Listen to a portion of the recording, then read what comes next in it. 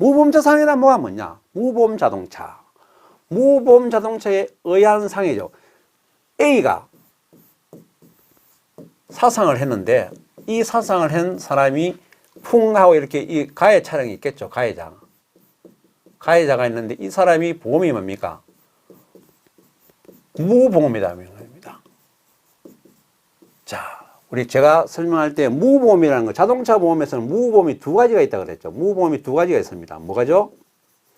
무보험이 첫째는 뭡니까? 대인 1이 가입되지 않은 게 우리 무보험이 있죠.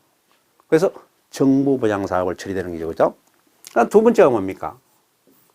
대인 2가 가입되지 않은 게 무보험이었습니다. 여기서 대인 1이 가입되지 않았을 때는 우리가 하는 게 정부 보장 사업이고, 물론 가입되더라도 대인 1에서 보상 책임이 안 생긴다면, 대인 배상 1이 가입되더라도 보상 책임이 안 생기는 경우가 있죠. 피보험자가 아닌 것 같으면 보상 처리가 안 되죠. 무단 절취 운전자가 운행자 책임 부분을 줄 때 보유자가 운행자 책임을 질 사항이 없으면 무단 절취 운전은 피보험자 아니니까 대인배상 1이 안 되는 거잖아요. 그죠? 어떠한 대인배상 1이 안 되는 거, 그 다음에 대인배상 2가 안 되는 게 뭐냐면은 우상이라는 게 나옵니다. 물론 자기 신체 사고도 일정 부분 보상을 받겠지만은 이렇게 대인배상의 개념을 봤을 때는 무상이라는 제도가 있다. 그래서 뭡니까? 무보험 자동차 상해는 피보험자입니다. 무보험자, 그러면 항상 피보험자에 해당이 되겠죠. 무보험 자동차에 대한 사고를 해가지고 뭡니까? 피보험자가 사상에서 손해가 발생을 해야 된다는 게 첫째 조건입니다. 피보험자가 무보험 자동차에 사고를 해가지고 사고로 사상, 죽거나 다쳐서 손해가 발생해야 된다는 거와 이 하나의 조건. 그 다음에 두 번째는 배상 의무자가 있어야 됩니다. 배상 의무자 있을 때 이 두 가지 요건을 할 때 보상을 하는 것이 무보험 자동차의 상해입니다. 그래서 여러분은 무보험 자동차 상해는 딱 용어 정의를 해놓으셔야만이 사례 문제에서도 여러분들이 어떤 부분에서 정의를 쓸 수가 있습니다. 그런데 무보험 자동차는 피보험자가 무보험 자동차의 사고로 사상했을 때, 그리고 배상 의무자가 있을 때 보상 한도 내에서 보상을 하는 거죠.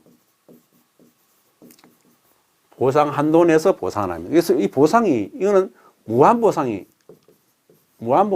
아니다. 그죠? 1억, 2억, 3억, 5억 이렇게 있다는 겁니다. 자, 여기서 우리 그다음에 보상 책임 발생 요건을 보시면은 피보험자가 죽거나 다치는 피보험자가 해당되기 때문에 무보험 자동차의 상에서는 피보험자의 정의가 굉장히 중요합니다. 그래서 기명피보험자나 기명피보험자의 배우자는 또 중요한 게 탑승 불문한다는 게 중요하죠. 그 다음에 기명피보험자 또는 배우자의 뭡니까? 부모 및 자녀도 탑승 불문입니다. 기명피보험자나 기명피보험자의, 물론 기명피보험자 또 배우자 하면 또 배우자, 자동차 보험의 용의 정의상 배우자는 법률상 배우자가 사실은 배우자죠. 그죠?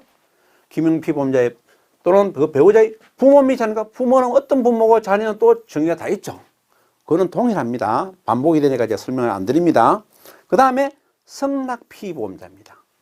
승낙피보험자 이 이하에서는 전부 다 뭡니까?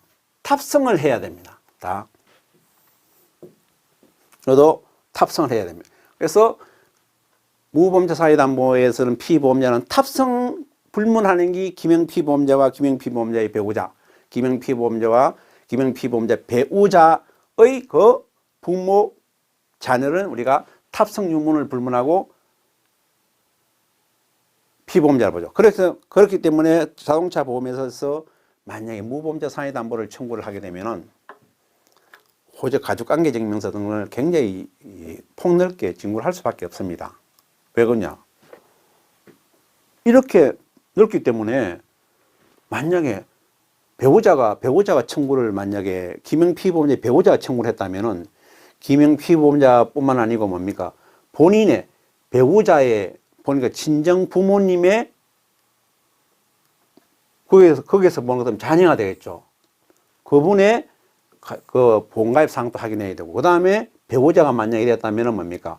배우자의 입장에서 자녀가 또 확인되니까 가족관계증명서도 확인하겠죠. 그러니까 굉장히 넓다. 그래서 요구하는 서류가 많습니다. 그리고 구상이 발생되는 거고요. 그 다음 좀 특이한 게 또 하나 있죠. 이거 하고 나서, 그렇죠. 우리가 대인배상 1위는 친이 여기는 없죠. 그죠? 김영피보험자 및 김영피보험자의 배우자. 김영피보험자들은 그 배우자 이렇게 되는데, 승낙피보험자, 운전자 피보험자가 있습니다. 그러고 업무용 자동차 보험에서는 영업용은 무보험자 상해담보를 특별약관으로 가입을 해야 됩니다. 우리가 특별약관으로 가입해야 되는 사항 부분은 문제가 기출이 잘 안 됩니다. 단지 일반화되어 있는 운전 범위에서 운전 연령, 그 다음에 가족 운전 범위에 대해서는 특약 사항으로 많이 나오지만은 우리가 뭐 유상운송 특약, 무보험차 상해담보의 영업용에서 특약 이런 부분은 기출이 잘 안 된다. 그래서 단지 업무용 자동차 보험에서는 김영피보험자가 법인일 때는 똑같죠. 자손같이 이사와 감사를 포함하고, 이때는 이사 감사에 탑승했을 때 이사 감사에 부모와 자녀도 탑승해야 되는 겁니다. 물론 우리가 대인배상 2의 종합보험, 임의보험의 성격을 대인배상 1, 2에는 전부 다 자동차 취급업자는 뭡니까? 취급 업무상 받은 자동차를 운행하는 중에는 피보험자에 해당되지 않겠죠. 그죠? 피보험자에 해당되지 않는다.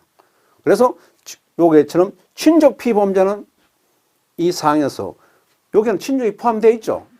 되지만은 그 위에 살림을 같이 하거나 같이 사는 친족이 피보험 자동차를 김영피보험자의 승낙을 받지 않고도 운전을 하면서 피보험 자동차를 피보험 자동차를 사용 관리한 경우 우리가 친족 피보험자를 하죠. 그때는 김영피보험자의 승낙이 있다고 추정을 하는 건데, 무보험차 상해담보에 포함되지 않는다. 아셨죠? 그렇기 때문에 만약에 김영피보험자의 자녀라든지 배우자, 자녀 이외에 만약에 사촌이나 육촌 이렇게 친척이 피보험 자동차를 사용할 때 허락을 안 하고 일단 사용할 수도 있죠. 친족, 우리 대인배상에서는. 근데 무보험차 상해담보에서는 그때 만약에 허락을 받지 않고 그 차를 운행하다가 사고가 났었다. 그때 이 무보험차 상해담보로 보상 처리를 받을 수 있느냐? 없다는 겁니다. 이런 정도까지 깊게는 사례 문제가 사실 기출이 안 됐습니다만은 충분히 출제도 가능한 사항이죠. 그죠? 그런 부분에 조심을 해 주시라. 영업용 자동차 보험에는 특약사항으로 되어 있다는 부분을 참고하시면 되겠습니다. 그 다음에 무보험 자동차에 의해서 사상이 되어 있죠. 무보험 자동차입니다. 그러면 무보험 자동차에서 자동차의, 우리 보면 자동차의 범위죠. 여기에 적용되는 자동차 범위입니다. 그럼 무보험 자동차 상해담보에서 자동차의 범위는 어떻게 되느냐. 무보험 자동차의 범위를 이렇게 보시면은, 첫째는, 제가 교재는 아마 이런 식으로 되어 있는데, 제가 여러분들 아마 이렇게 답안을 쓰실 때는 이 친구를 1번을 쓰시는 거 좋을 것 같아요. 여기 가. 그 다음에 나. 다. 다음에 아마 교재는 이렇게 수정을 할 겁니다. 무보험 자동차에 적용받는 거 하면 자동차는 도대체 어떤 자동차가 되느냐. 그 자동차 범위는 첫째는 자동차 관리법에 의한 자동차. 자동차 관리법 자동차가 뭡니까? 원동기에서 육상으로 이동하게 만들어진 우리 도구 플러스 뭡니까? 견인되어서 이동되게 만드는 우리 도구를 전부 다 기구를 우리가 자동차라고 하는 거죠. 그 다음에 건설기계 관리법에 의한 건설기계, 군수품 관리법에 의한 자동차, 도로교통법에 의한 원동기 장치요. 그 다음에 도로교통법에 의한 개인형 이동장치.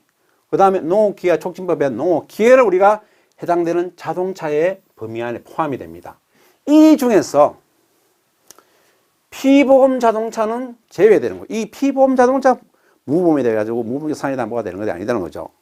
물론 당연하겠지만은, 그 다음에 피보험자 소유 경우는 안 된다. 그래서 이런 자동차의 범위에서, 이게 자동차의 범위죠. 자동차의 범위가 자동차관리법, 건설기업, 군수품, 농업, 도로교통법 1, 도로교통법 2, 그 다음에 농업기계화 촉진법 해가지고 이렇게 나오죠. 이 전체가 자동차입니다. 적용되는 자동차예요. 범위가. 그 중에서 뭡니까? 예외가 됐었죠. 피보험 자동차는 아니고, 그 다음에 여기에 피보험자의 소유 자동차는 안 된다는 겁니다. 요거 두 개를 뺀 나머지가 전부 다 무보험차 상해담보를 했을 때 요 차들이 무보험차가 되는 경우에는 무보험차 상해담보로 보상치를 한다는 겁니다. 그럼 이럴 때 이 차 중에서 무보험차 상해담보의 유형은 어떤 것이 있느냐? 대인배상 2입니다. 대인배상 1은 뭐다? 정부보장사비죠. 대인배상 2 또는 공제계약, 대인배상 2에 준하는 공제계약이 없는 경우, 그 다음에 대인배상 2가 또는 공제계약이 있지만은 뭡니까? 면책이 되는 경우가 있죠. 그 다음에 무한보험이 아니고 보상될 수 있는 금액보다 낮은 대인2 또는 그러니까 뭡니까? 이땐 2대 또는 3대 이상이 있더라도 만약에 한도가 남으면은 그거는 무보험 자동차에 해당이 된다. 그 다음 보유불명 자동차. 가해자가 명확히 밝히지 않은 경우를 포함한다 해서 보유불명 자동차, 소위 말 뺑소니가 있는 경우에는 우리 배상 의무자가 있는 경우에서 그 배상 의무자가 특정되어 있다는 게 아니고 이런 사람이면 배상 의무자 있다고 하긴 내 위에 다른 사람이 배상 의무자일 때는 우리가 배상 의무자 있는 거죠. 그때 보유불명 자동차에 대해서는 무보험 자동차로 본다. 그래서 가해자가 명확히 설령 지금 보유불명 자동차는 아니지만은 이 차, 저 차의 가해자가 누군지를 확인되지 않을 때도 포함한다. 그렇지만 뭡니까? PM은 개인용 이동장치는 제외한다. 그 다음 판례상으로 가해 차량의 보상 책임 유무가 객관적으로 밝혀지지 않은 경우 있죠. 이게 무면은 면책이냐 뭐 이렇게 객관적으로 밝혀지지 않은 경우에도 우리가 무보험 자동차 유형이기 때문에 여러분 요거는 반드시 암기를 하셔야 됩니다. 대인배상, 우리 대인배상 5가지죠. 그죠? 이게 대인배상 2 또는 공제계약이 없는 경우, 대인배상 2 또는 공제계약이 있더라도 면책이 되는 경우, 대인배상 2 또는 공제계약이 있더라도 그 한도액이 뭡니까? 손해보다 낮은 경우죠. 그죠? 그 다음에 보유불명 자동차. 보유불명 자동차는 꼭 보유불명만 돼야 되는 게 아니고 누가 가해자인지를 명확하게 밝혀지지 않은 경우도 포함을 하더라. 단 개인용 이동장치는 포함되지 않더라. 그 다음에 가해자 차의 보상 책임 유무가 가해자 있긴 있지 보상 책임을 질 것이냐 안 것이냐 아직까지 객관적으로 확정이 되지 않은 경우에도 무보험 자동차에 포함된다는 이 5가지는 반드시 여러분 암기를 하셔야 됩니다.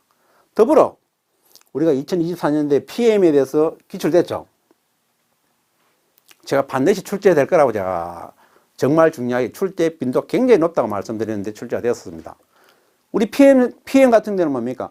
무보험 자동차에 해당되지 않는다는 게 아니고 보유불명일 때는 PM은 개인용 이동장치가 있었죠. 여기에 개인용 도로교통법상 개인용 이동장치는 자동차에 포함되지만은 보유불명일 때는 포함되지 않는다. 다시 말해 한강공원에 가는데 만약에 개인용 이동장치를 나를 치고 도망을 가버렸다. 그러면 보유불명은 해당이 되겠죠. 그런데 그럴 경우에는 개인용 이동장치는 무보험 자동차를 보지 않는다는 겁니다. 그 다음에 또 중요한 게 만약에 개인용 이동장치가 무보험 자동차에 해당이 될 때는 뭡니까? 무보험자 상해담보가 보상 책임을 지는 한도가 본래가 1억, 2억 이렇게 되어 있는데 그렇지 않고 이때는 뭡니까? 대인 배상 1 기준 한도 내에서 보상된다는 게 다른 내용이겠죠. 출제됐으니까 25년은 출제 안 되겠죠. 정말 중요하다고 강조를 드렸던 거죠. 그러면 전체적으로 이런 사항도 항상 생각해 두셔야 된다. 꼭 이건 학습하셔야 됩니다. 그 다음 보상 책임이 발생 경우에 배상 의무자가 있어야 되겠죠. 이 배상 의무자는 있어야 되는 이 배상 의무자가 꼭 특정돼서 있어야 되는 건 아니다. 뭐 달아나서 그 사람을 특정을 못할 때도 배상 의무자가 누군지는 모르지만은 이렇게 배상을 해야 될 사람이 있는 경우에는 다 포함이 된다. 그래서 배상 의무자는 뭐 자배법 또는 민법 등의 법률상 손해배상 책임을 지는 사람을 말하는 거죠.